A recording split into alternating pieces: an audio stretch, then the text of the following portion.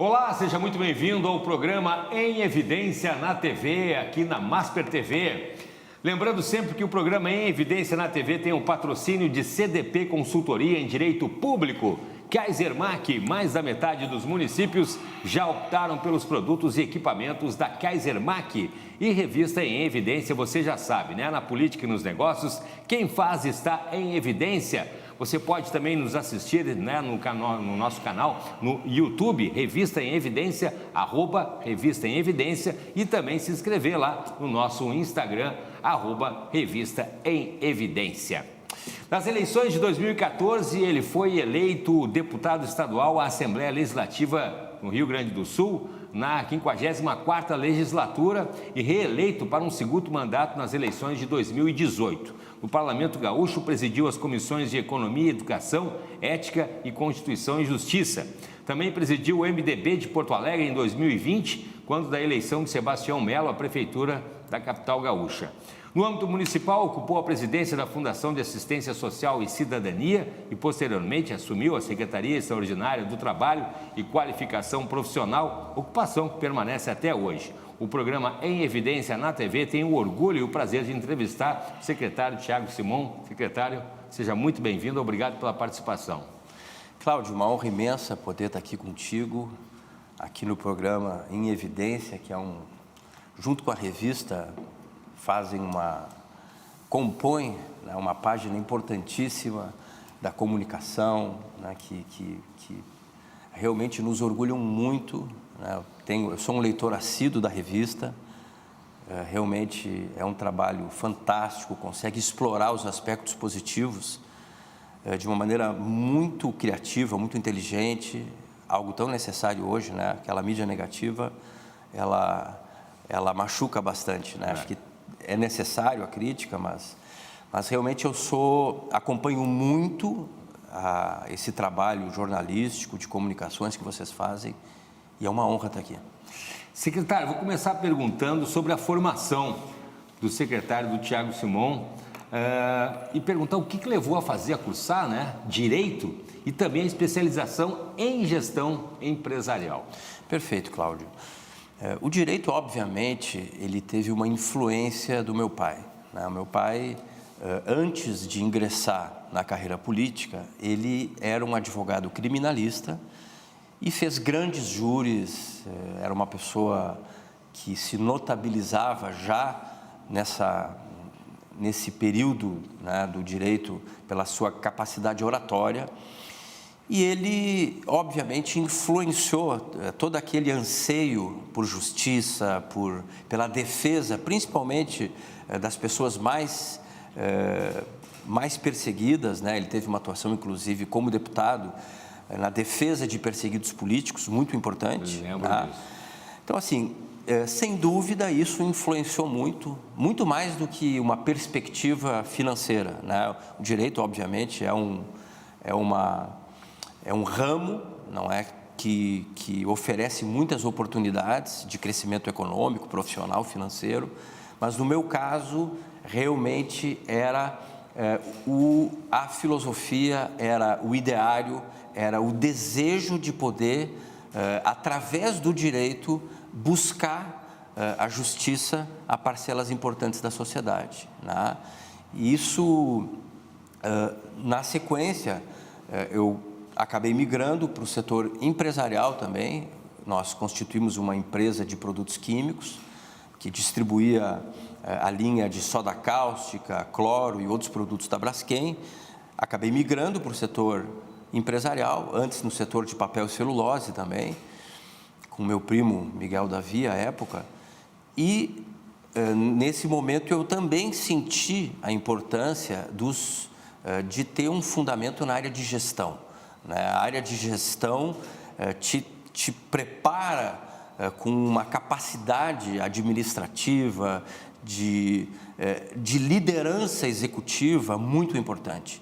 E a Fundação Getúlio Vargas tem também um know-how nessa parte de gestão muito impressionante, né? Então, ali a gente tinha todos os fundamentos da gestão financeira, custo, logística, marketing, tá? Isso realmente foi muito importante para compor essa visão não apenas uma visão de negócio, mas uma visão de atuação política olhando para a gestão. Bom, a gente falou então na influência do pai do Pedro Simão, ex-governador, ex-senador, na questão do direito e na questão da política. Certamente também teve influência ou não? Não, sem dúvida.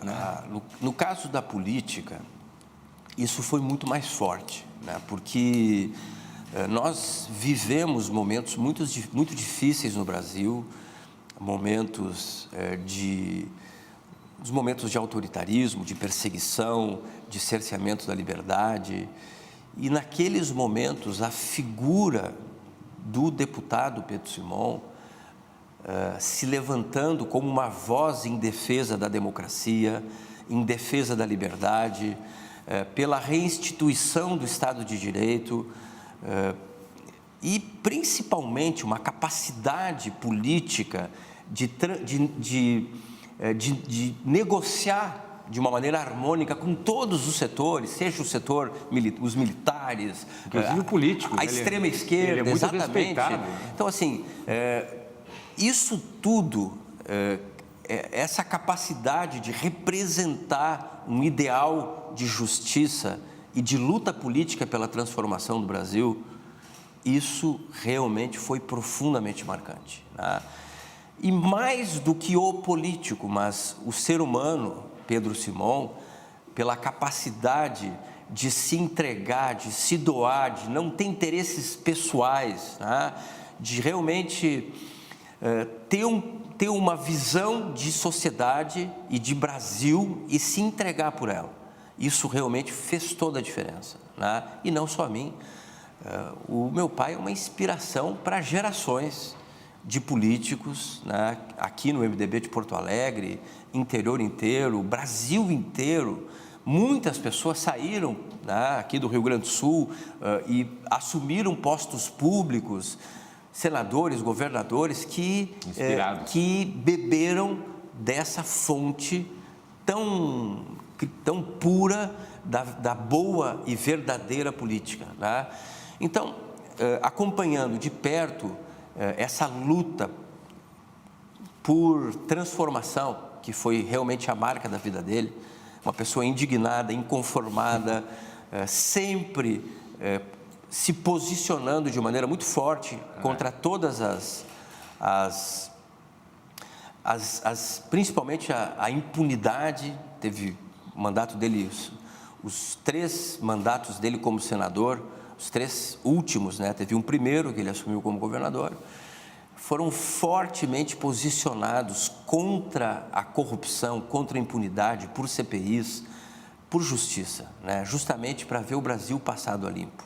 Esse foi o grande sonho, né? E a convicção de que o Brasil é um grande país, tem um grande povo. Infelizmente, tem um pequeno grupo dominante que vem impedindo essa marcha histórica que o povo brasileiro tem com o seu destino, né? Essa é a visão que ele tem e isso realmente inspirou muita gente. Em quantos anos ele está fazendo já novo? Pois é, o pai está com 94 anos. 94, eu ia chutar 93, 94, já estivemos assistindo. Quero deixar o meu profundo respeito, meu profundo carinho como cidadão pela contribuição que ele deixou aí, não só para o Rio Grande do Sul, mas também para todo o Brasil. Exatamente, é algo impressionante.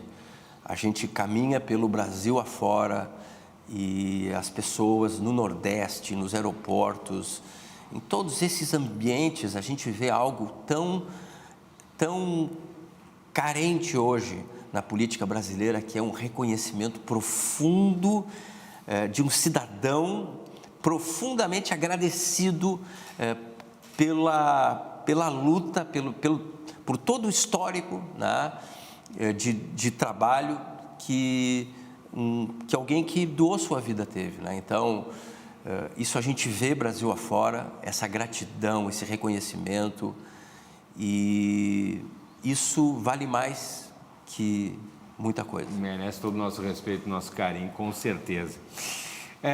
Secretário, o senhor presidiu as principais comissões da Assembleia Legislativa do Rio Grande do Sul, como a de Economia, Educação, Ética e Constituição e Justiça também, né? Qual foram as principais na época, né? Qual foram as principais pautas tratadas na época dessas comissões? Olha, a Comissão de Constituição e Justiça, na verdade, ela pauta todos os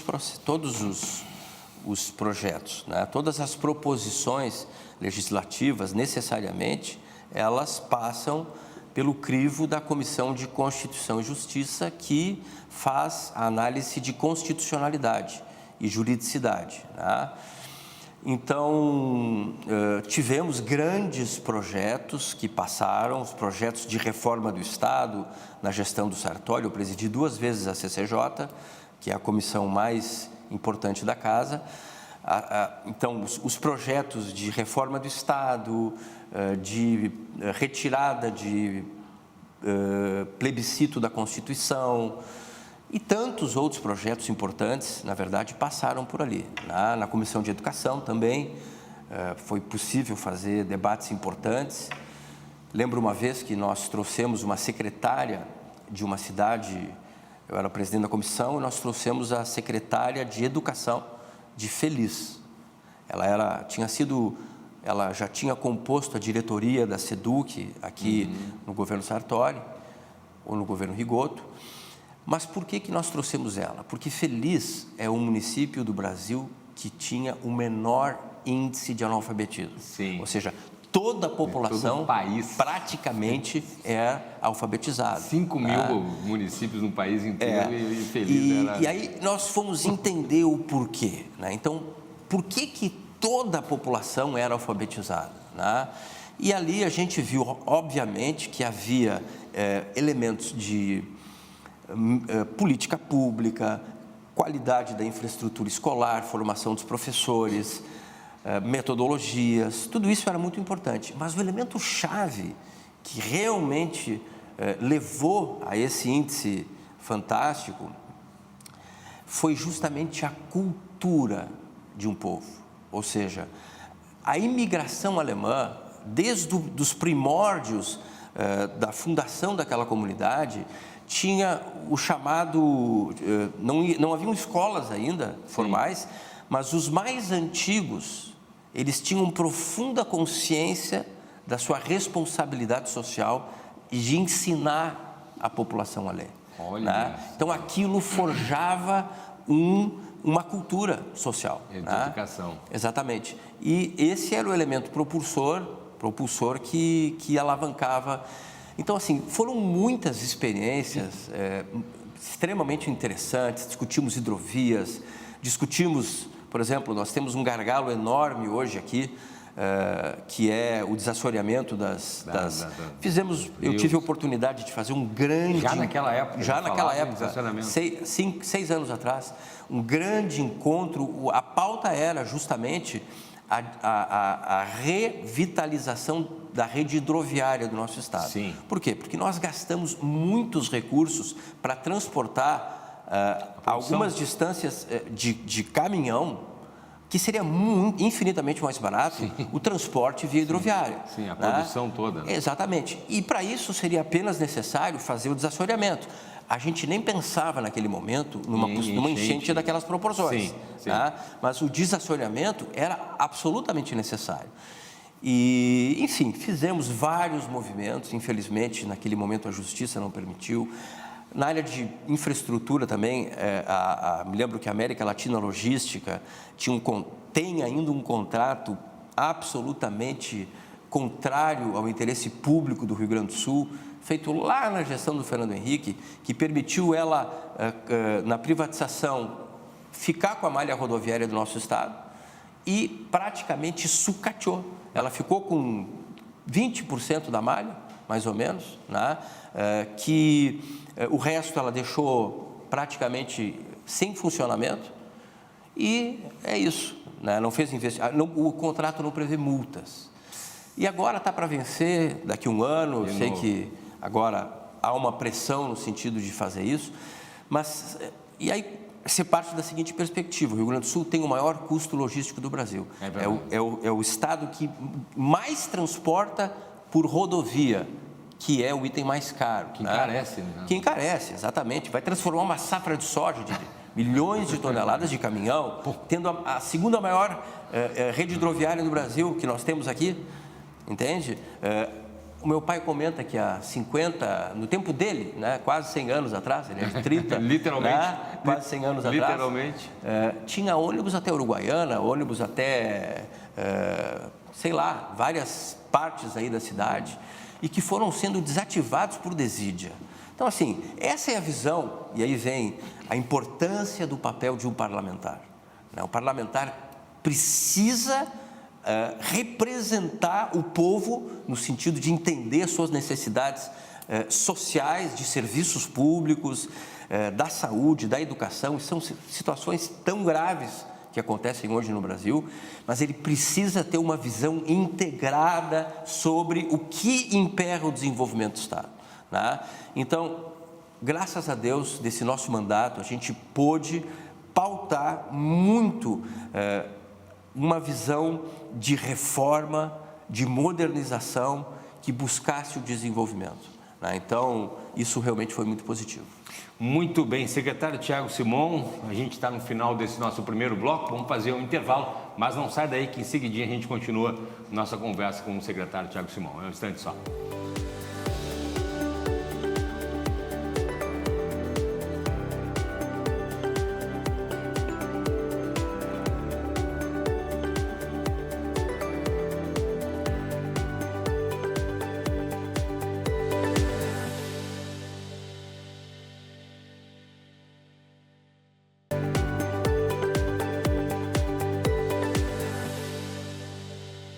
Estamos de volta com o programa Em Evidência na TV, aqui na Masper TV, sempre agradecendo aí a sua audiência, o seu carinho.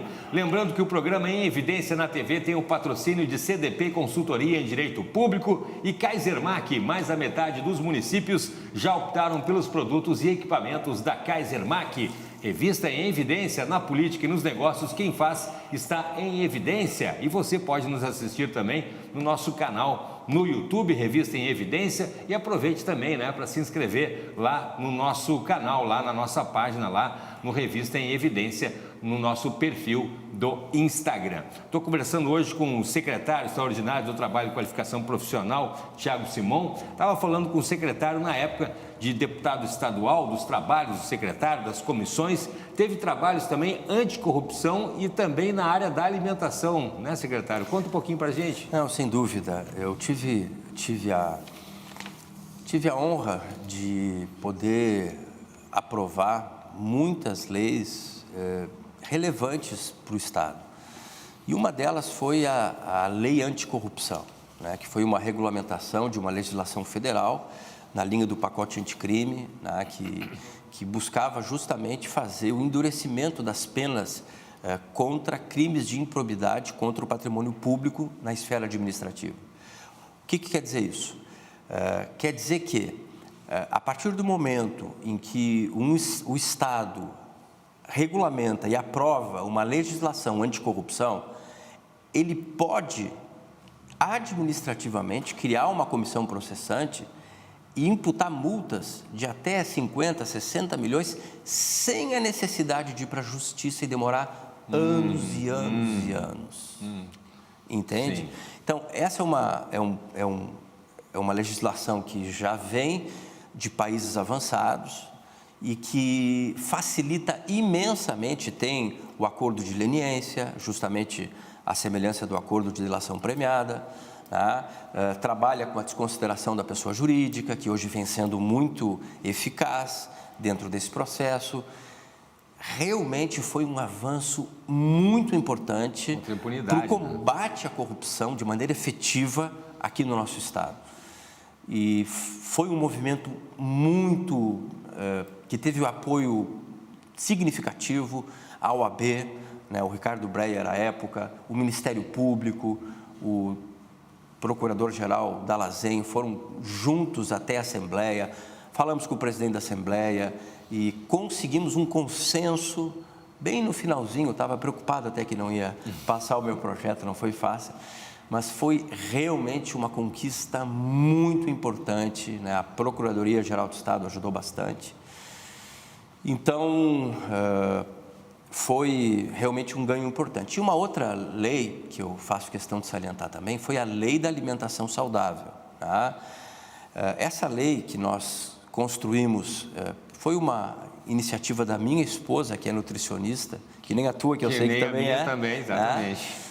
Importante, né? Exatamente. O que acontece, né? Junto com o Conselho de Nutrição, a gente começou a entender que havia um avanço muito significativo em relação à obesidade infantil. É verdade. Né? E outras comorbidades em função da má alimentação. Né? Ou seja, a qualidade alimentar é cada vez pior. Sim. E os problemas eram os mais variados. Os mais variados. Né? Pressão alta, problemas cardiovasculares, diabetes, vários problemas. Tá? Então, nós aprovamos uma legislação que teve muita resistência da indústria. É verdade, da indústria que é forte. Mas nós conseguimos discutir essas questões, né? E todas as escolas públicas e privadas do Rio Grande do Sul receberam, então, a restrição de poder comercializar nas suas cantinas alimentos nocivos à saúde. Sim. Nocivos, essa é a verdade. Sim, industrializados. Né? Porcaria, vamos falar sério. Ultraprocessados. Porcaria. Tá? E você vê no caso da escola pública, que é 82% das matrículas, o próprio Estado investe recursos na merenda escolar, cada vez mais nutricional, com recursos públicos, né? Com recursos da própria agricultura familiar, ou seja, buscando uma composição nutricional mais saudável. Que temos bastante. Né? Então, isso foi realmente uma grande vitória, porque os impactos no sistema de saúde também são muito grandes. Claro. São muito grandes. Né? Claro. E os adultos do futuro também. Exato. E ao mesmo tempo iniciamos toda uma pedagogia da alimentação saudável e tal. Então foi outra coisa muito legal, que eu fiquei muito feliz. Né? O Estatuto da Micro e Pequena Empresa também, que criou uma série de facilitadores e em relação à desburocratização, ao registro simplificado para abertura de empresas, as compras, a garantia por parte, a regulamentação que não existia junto ao Estado das compras governamentais, uma cota mínima para micro e pequenas empresas. Então, todas essas coisas foram muito importantes eu acho que o problema do Brasil não são leis, mas algumas áreas faltam legislações que efetivamente possam catalisar mudanças. Específicas. Essa alimentação saudável foi impressionante. Essa lei anticorrupção também impressionante. Essa, assim, da desburocratização, da simplificação, essa cultura da liberdade econômica, que essencialmente é isso que o Estatuto trabalha, porque, infelizmente, hoje o empreendedor sofre uma opressão burocrática. Sim. E o Estado é um sócio também pesado. É um sócio pesado, exatamente. E o que a gente enxerga, né? A gente vê que muitos pequenos empresários, eles não têm contador, eles não têm, muitas vezes, a própria escolaridade. Então, eles precisam... jurídico, precisam de um tributário. ambiente administrativo que facilite o crescimento dos negócios. Poder crescer. Então, esse foi o nosso objetivo. O gaúcho é empreendedor. Nós temos uma taxa de empresas por habitante muito alta. A Serra Gaúcha é líder nacional. Flores da Cunha, uma empresa para cada 9 habitantes. Então, existe uma veia empreendedora. O que nós precisamos é justamente facilitar a abertura de empresas, simplificar a burocracia, reduzir impostos, que gera renda, desonerar a folha. É um kit bem básico, que o resto o empreendedor sabe fazer. É verdade. E a gente está falando de geração de emprego e geração de renda.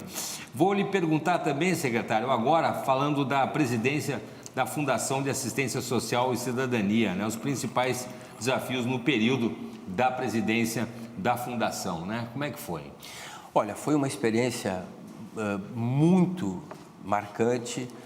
Eu realmente pude ter dimensão de uma grande estrutura de assistência social que eu reconheço, eu não tinha dimensão. A nossa face. São vários serviços que trabalham desde uma criança recém-nascida, que os pais foram craqueiros, essa criança tem que ser colocada num abrigo, desde as casas-lares, não é, de crianças cujos pais não têm pátrio poder. Então o Estado tem que organizar uma família substituta e pais sociais.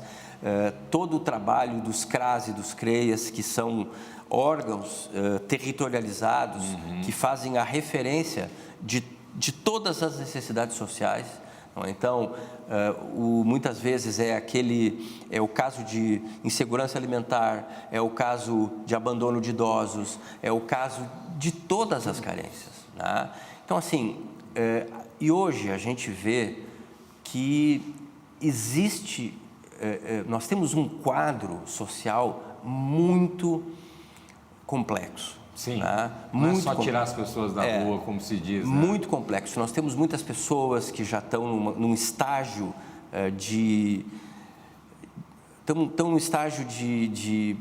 foram tão machucadas, né, que estão numa situação de miserabilidade, que precisam realmente de uma assistência. E multissocial, multidisciplinar.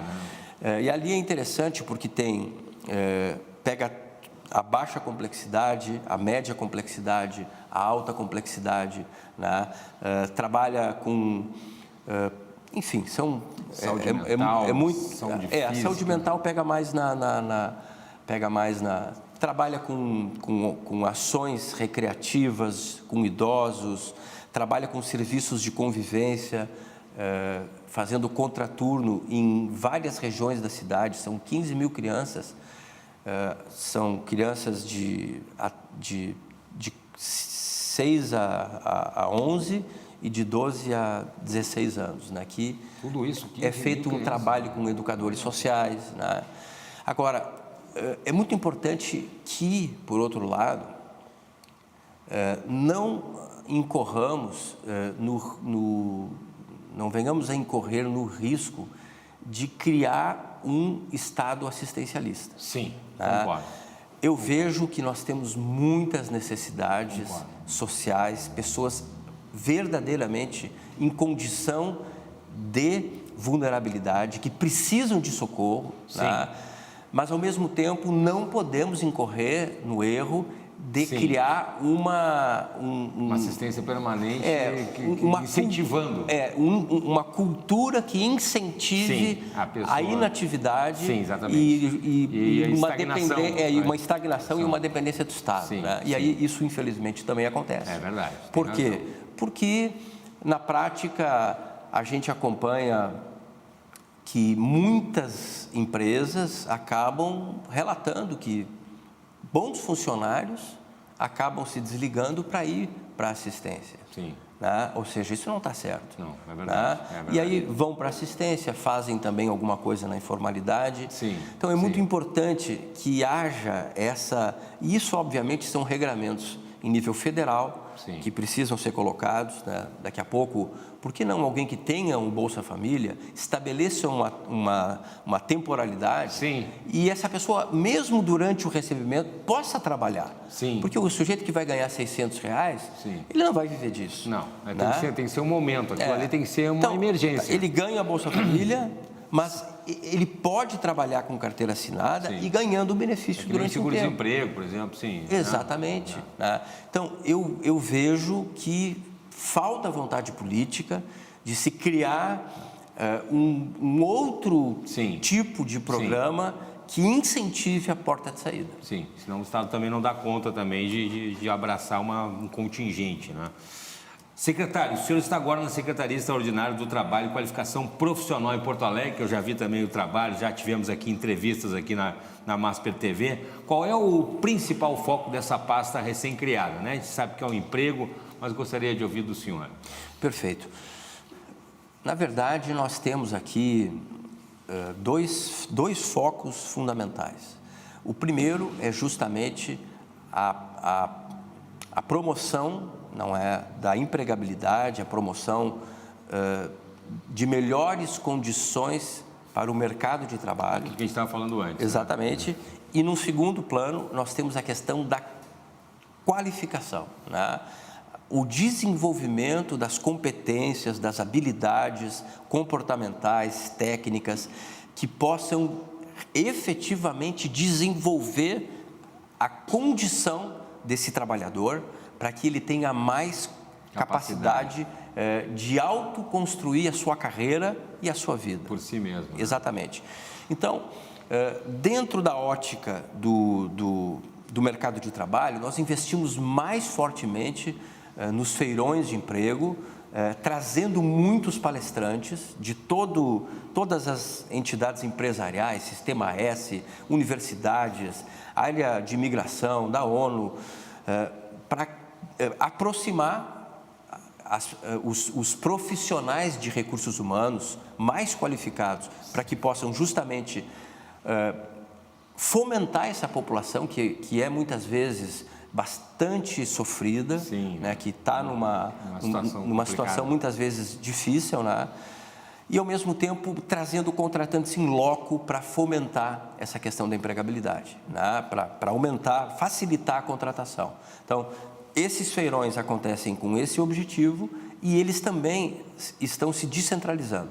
Nós fizemos um na Restinga, muito interessante, que foram 800 pessoas querendo trabalhar lá na Restinga. Impressionante, né? Como funciona. E aí, o que aconteceu? Mesmo. Procuramos priorizar empresas nos balcões lá da Restinga, porque o objetivo é que os sujeitos trabalhem na Restinga. Sim. Não adianta o sujeito que é da região metropolitana e vai lá na Restinga, não vai adiantar nada. Exatamente. Né? Então, esse é um foco. O outro foco é investir fortemente, o que os países desenvolvidos já estão fazendo, investir nas pessoas, investir no conhecimento, investir principalmente também na questão comportamental, tentar inocular esse vírus que possa despertar a pessoa para o autoconhecimento. Sim, né? sim. E porque à medida que essa pessoa há um despertar em relação à sua própria capacidade, sua dignidade também, sua própria, aos horizontes que ela tem pela frente, né? A partir do momento que ela entende que ela pode mudar a vida dela, sim, porque ela vem de uma história de vida muitas vezes que foi o pai, a mãe, sim, exatamente, a mãe, exatamente. Né? Toda uma história familiar, não vê saída, que acaba justamente a autoestima. Aí vem essa questão muito forte da autoestima, do desalento, uma série de questões. Então, nesse programa, nós que já tem o Senac já trabalha com isso, que é um grande parceiro, né? Mas nós reforçamos o programa com profissionais da área socioemocional e comportamental, porque eu entendi que esse é o gancho, né? Nós temos que destravar temos que remover essas travas sociais, que vão liberar o potencial. Não é? Esse potencial, muitas vezes é uma capacidade relacional, outras vezes é a falta de resiliência, entende? Mas todo mundo tem uma capacidade. Exato, exatamente. Nós estamos em desenvolvimento, né? Sim. Então foi muito positivo, assim, eu acompanhei de perto nas turmas, as turmas foram muito ecléticas, nós trabalhamos com marketing digital, com gastronomia, lá eles têm um cozinheiro internacional, lá do Senegal, acho que é do Senegal ou do Haiti, mas é um cara que está há 30 anos no Brasil, sensacional, as pessoas saíam contratadas. E aí vem o nosso objetivo. Nosso objetivo era qual? Nosso objetivo era emprego, dignidade. Sim, renda. Dignidade, né? Mais que a carteira, é uma consciência, uma consciência do seu potencial, né? E aí, realmente, eu me cerquei de pessoas, eu fui muito feliz, assim, porque nos cercamos de pessoas muito qualificadas, né? E fui nas turmas, então tinha desde um aluno no curso de tecnologia de Java, tinha desde um estudante de física da URGS até um menino que morava num abrigo. Olha só! Né? Ou seja, existia o sujeito de 80, 70 anos e o cara de 18. Entende? Então, e tinha toda uma história ali intergeracional, foi muito bonito, né? E aí a gente viu o seguinte, a gente viu que foi nas formaturas e principalmente nas contratações, eu, assim, posso dizer, o prefeito Sebastião Melo, quando chamou a gente para fazer esse programa, ele disse assim, olha, pode fazer, mas eu tenho um único objetivo, que é um emprego, né? E eu posso dizer com muita tranquilidade que muita gente, antes mesmo de concluir o curso, já estava trabalhando, contratado com emprego e com renda. Maravilha, que coisa boa, secretário. A gente está encerrando então com essa boa, excelente notícia, mais esse bloco, mas ainda tem mais um bloco ainda aqui do programa Em Evidência na TV, tá bom? A gente já volta um instante só.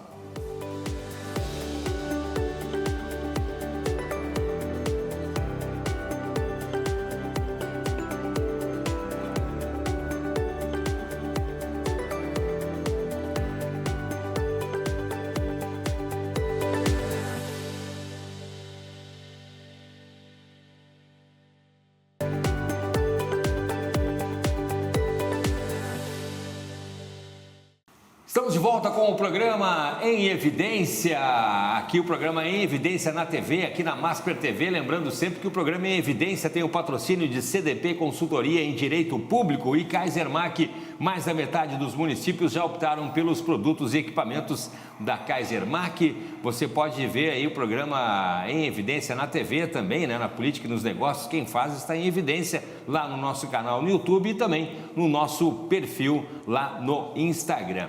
Hoje eu estou entrevistando o secretário Tiago Simon, que está falando aí sobre diversos assuntos, sobre a sua carreira política. E eu quero perguntar para o secretário também, falando em política, a questão aí, né, a gente teve aí dos abusos do STF, a questão dos bloqueios de redes sociais. Agora o ministro Alexandre de Moraes está brigando com Elon Musk, um dos homens mais ricos do planeta, uma questão aí, bloqueia a rede, não bloqueia a rede, o antigo Twitter, né? Briga com o STF. Quero saber a sua opinião, esses caminhos da política, onde estão indo, as atribuições, também usando já a sua formação como advogado, né? Uns dizem que o STF está abusando das suas atribuições. O que o senhor pensa sobre esse momento? Eu acho que tem dois tipos de opiniões nesse momento, dois tipos de categorias de pessoas. Tem uns que pensam que o STF está abusando e tem outros que estão se beneficiando. Na verdade, me parece muito claro que nós vivemos um regime de abuso do Poder Judiciário que sem paralelo na história do Brasil. Tivemos uma ditadura do Poder Executivo, né? E hoje vivemos talvez não seja uma ditadura, mas vivemos um abuso sem precedentes por parte do Poder Judiciário, com decisões monocráticas em temas de ampla repercussão política, econômica, algo absolutamente inexistente no ordenamento jurídico das Supremas Cortes em nível mundial, né? Um único ministro praticamente decidindo sobre marco temporal, sobre... Os colegas advogados, todos têm a mesma opinião. Exatamente, exatamente. Então, assim, o pior é que nós fazemos uma leitura muito clara que existe um posicionamento muito nítido em relação a um ativismo judiciário bastante seletivo que persegue os inimigos políticos. Ou seja, é inacreditável que nesse quadro que nós vivemos, onde tu olha as redes sociais, está todo mundo falando tudo que é coisa, a radicalização em nível extremo, né? É só um determinado campo ideológico que é passível de sofrer o cerceamento da liberdade, o bloqueio das contas, o bloqueio da rede social, chegando à prisão por crime de opinião, e tem gente exilada do país, né?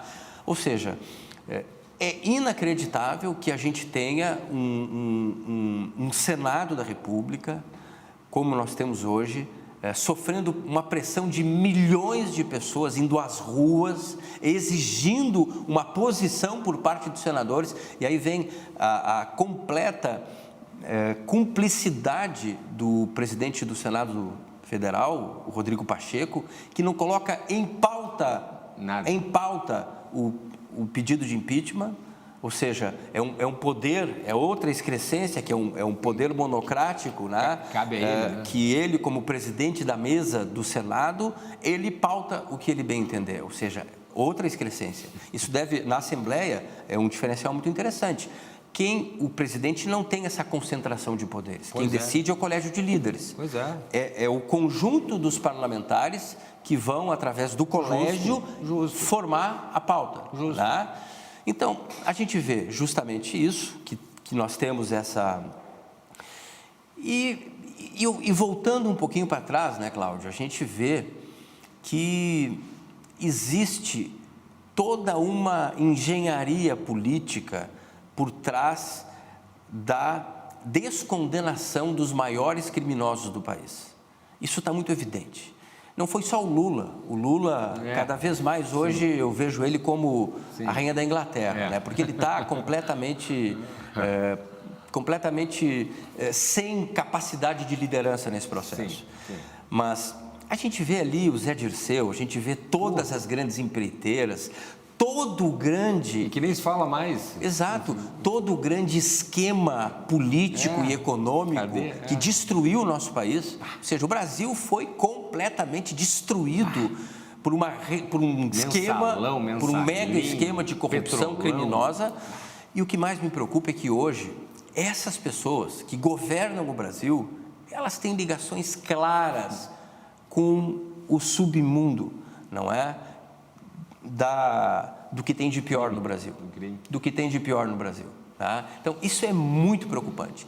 Bom, o lado bom é que você começa a ver a sociedade brasileira, o povo brasileiro, milhões de pessoas indo às ruas, e há um despertar dessa consciência crítica de que nós somos cidadãos, nós pagamos a conta, toda essa o caso daquela destruição a destruição dos 3 poderes, os caras esconderam as câmaras, depois prenderam as pessoas sem a individualização das penas, simplesmente jogaram na cadeia sem o devido processo. Até hoje. Sem o devido processo, entende? Não pode nem olhar o Agora, processo. querendo fazer as pessoas assinarem uma admissão de culpa, né? É uma vergonha. Então, o que eu vejo é que existe uma guerra pela libertação do Brasil. É o que eu sinto, né? As pessoas estão muito posicionadas, conscientes, organizadas, e esse grupo dominante quer calar, quer cercear. E o caminho é tentar tirar a voz. É cerceamento das redes sociais, né? É a regulamentação da rede. Criar um órgão de controle, poder ter o controle político do que pode ou não pode ser dito. O que é verdade ou não é, o que é fake news ou não é. Esse é o objetivo evidente. Só que eles não conseguem fazer porque agora, nas eleições municipais, o PT vai tomar um banho. Não é aqui só em Porto Alegre, é no Brasil inteiro. No Brasil inteiro, você pode ter certeza, eles já perderam prefeituras em tudo que é lugar e vão perder, porque o PT está desmoralizado. Ele perdeu o povo. Então, eu não tenho dúvida que nesse nível de mobilização, essa luta, né, tem todas as condições para a gente conseguir virar essa página. A polarização também é uma coisa também prejudicial, né? Ou vai de um lado ou vai de outro também. Se perdeu também a questão do próprio diálogo. Falávamos lá do seu pai no início, lá também não se vê mais políticos também com poder de diálogo também, ou vai para um lado, vai para o outro também. A situação está radical. Teoricamente, o partido que deveria ser democrático, dos trabalhadores, que deveria ouvir e tal, se chega num ponto onde ou você pensa como eu, ou está fora do jogo. Não, sem dúvida. Nós tivemos a infelicidade de ter um partido de esquerda que não só no Brasil, mas em toda a América Latina, é um partido de orientação marxista e, consequentemente, é um partido que está atrelado aos sindicatos, a uma visão estatizante do mundo, né?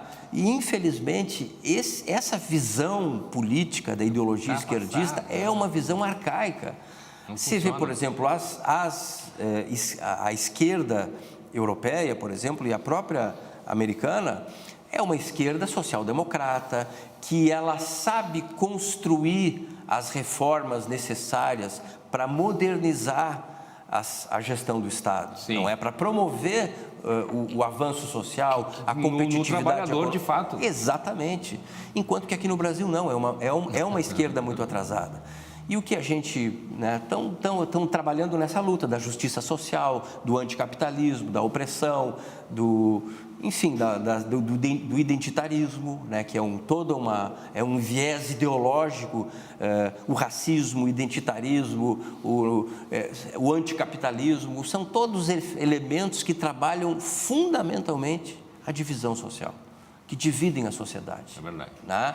Então, eu vejo isso, né? Eu vejo que essa é a gênese de uma polarização, porque surgiu um outro grupo, é verdade, o outro grupo também pode ter extremos, né?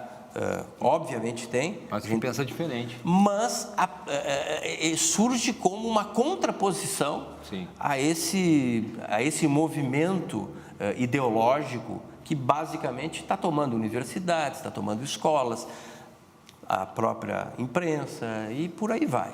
Né? Então, eu acho muito importante que a gente possa construir um ambiente mais oxigenado e que realmente reduza um pouco a temperatura, porque do jeito que está... Está difícil. Secretário, a gente está chegando no final do programa, temos agora cerca de 3 minutos, a produção está me avisando aqui, é isso, produção? 3 minutos. Então, por favor, as considerações finais para a nossa pasta aí. Agora temos eleições na sequência, as perspectivas, o senhor já estava falando aí, né? O que o senhor considera aí de 2024, aí, para esse finalzinho, aí, para esse último trimestre de 2024? Olha, eu tive essa honra imensa de participar nesses quase 2 anos aqui do governo do prefeito Sebastião Melo, e foi uma honra imensa. Eu vejo, primeiro, uma capacidade de liderança muito forte no sentido de buscar o bem comum. E vejo que Porto Alegre tem imensos potenciais, imensos. Né? Aliás, foi uma lástima muito grande essa enchente, toda a destruição que ocorreu, porque Porto Alegre vinha num processo de mudança, de transformação, de crescimento. A gente vê pela arrecadação, pela receita, pelo PIB, pelos CNPJs, ela vinha numa onda muito positiva. Né? O ecossistema de inovação, o South Summit, várias situações. E após esse momento, é um momento estratégico. Nós realmente vamos precisar ter a capacidade de nos articularmos como sociedade, prefeitura, Estado, União, sociedade civil, universidade, imprensa, e caminhar na mesma direção. Né? Acho que isso é fundamental. A resiliência e a retomada que eu estou vendo é impressionante. Eu achei que nós teríamos mais dificuldade, tá? Mas a gente tem muito para fazer. Muito para fazer. Vamos fazer. Deixa eu pegar uma lembrança aqui agora, secretário. Olha aqui, ó. Deixa eu mostrar para o pessoal aqui, ó. Olha aqui uma lembrança aqui da revista Em Evidência. Quando é que foi isso aqui, secretário? Isso aqui foi Foi dia 3 de fevereiro, eu acho. Foi no início do ano? Do ano passado. No início do ano passado. Do ano passado ali, na prefeitura. Na prefeitura. Isso foi na prefeitura. Lá com o prefeito Melo. Com o prefeito Melo, com o prefeito Sebastião Melo. Tá aqui o registro, então, para você de casa. A gente vai estar ficando por aqui, agradecendo sempre a entrevista, o bate-papo, tá bom? Prazer em revê-lo. Um abração no pai, mais uma vez, na família toda, na esposa Nutra, aí, pela contribuição, principalmente às nossas crianças, pela saúde das nossas crianças. Espero que seja a primeira de várias aqui. Obrigado, hein, Cláudio? Foi uma honra imensa estar aqui. Baita programa, hein? Obrigado mesmo.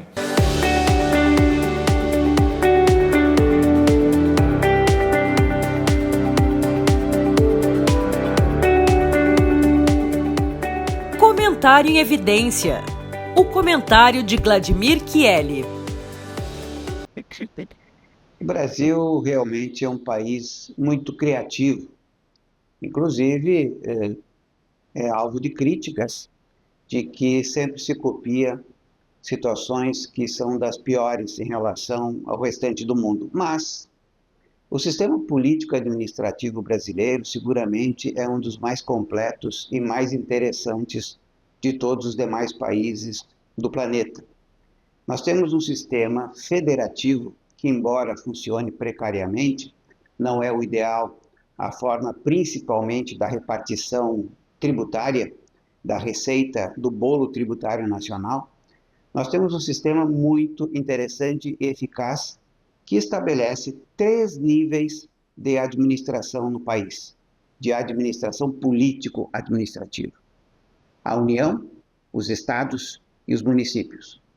No que toca aos municípios, a situação é muito mais interessante porque o município, no âmbito do sistema brasileiro, possui uma autonomia extremamente interessante, grande e que está elevada à condição constitucional.